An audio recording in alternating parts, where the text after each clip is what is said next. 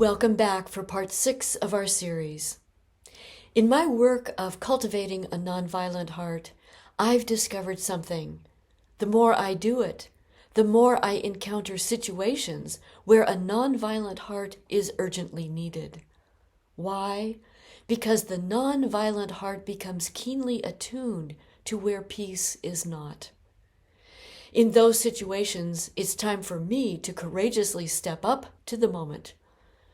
One summer evening, I had a chance to do exactly this, to interrupt a cycle of violence, which could just have been another incident on the street. I'll share the story with you now. I call it What Peacemaking Looks Like. So it's a balmy summer evening, and friends will be arriving soon for a weekly book study. But what is this? Through my open window on the 4th floor, I hear a commotion down below. I look out and see a woman in a wheelchair taking the blows of a man ramming his folded walker into her wheels. Not okay, I think, as I grab my phone and keys and fly downstairs. By the time I get out the door, they've moved from the sidewalk to the parking lot in front of my apartment building. And now another man has joined the fray. The two men are ready to come to blows, with wheelchair sister caught in the middle. Instinctively, I approach and insert myself physically between the two men. My arm, my open hand, reaching out toward her. "How are you doing?" I ask in a firm, clear voice, my eyes fixed intently on hers. The two men instantly back away, their rage impelled by some seen though unseen force. Wheelchair sister fixes her eyes on me, grabs onto my outstretched hand, and does not let it go. The second man, filled with rage, gets into his big white SUV and burns rubber on the pavement as he peels out of the parking lot.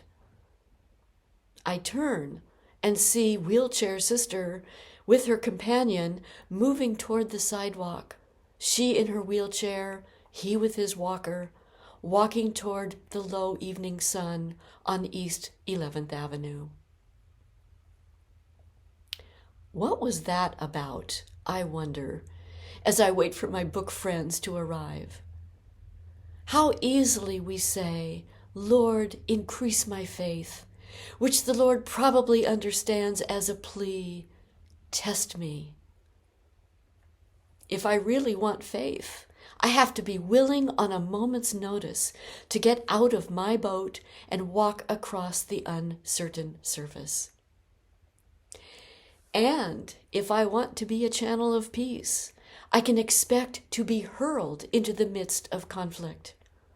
Yet when the actual invitation arrives, how tempting it is to push back, to resist, or perhaps to simply freeze in place, or very quietly slip away and hide. But I fix my eyes fiercely on the one who calls me, most especially in the perilous night, in the uncertain circumstance, in the undesired season, and walk into the mystery of peace. I remind myself, don't overthink the situations when they arise. Trust your gut. Trust your power to be a peacemaker. The words, the actions, the right disposition of heart will arrive. So I want to share with you 2 corrosive forces that hold us captive to a culture of violence. I call these 2 forces spiritual ADD and memory lapses. First, I define spiritual ADD as attention deficit disorder within your interior life, a disorder of thoughts, feelings, attitudes. Our consumer culture loves it when we bob along like rubber ducks on the surface of the river. Whichever way the wind blows, wherever the currents take us, it's all good. Attacks on our attention are subtle, constant, and everywhere. The first rule of marketing, of course, is keep them distracted, happy, and hungry for more. It's called profits at all costs, including the cost to our humanity. What's the antidote to spiritual ADD? Slow down and notice things. Notice how entire chunks of your life are being devoured by dehumanizing, commercialized forces that drain you of life. It's all a violence, but you can reclaim your deep-rooted, meaning-making language, the language of your sacred texts, that brings you clarity, reinforces you with peace, keeps you keen for justice, and strong in your convictions. The second corrosive force that holds us captive to a culture of violence is memory lapses. We forget that we live inside the mystery of life, which embraces our many forms of dying. And we live inside the mystery of dying, which embraces our many forms of growth and new life. This language is not unique to the Christian path. The world's time-honored wisdom texts affirm this sacred rhythm, which permeates all of creation, living, dying, receiving new life. The mystery of life is sacred space, everywhere. Do not violate this sacred space within you.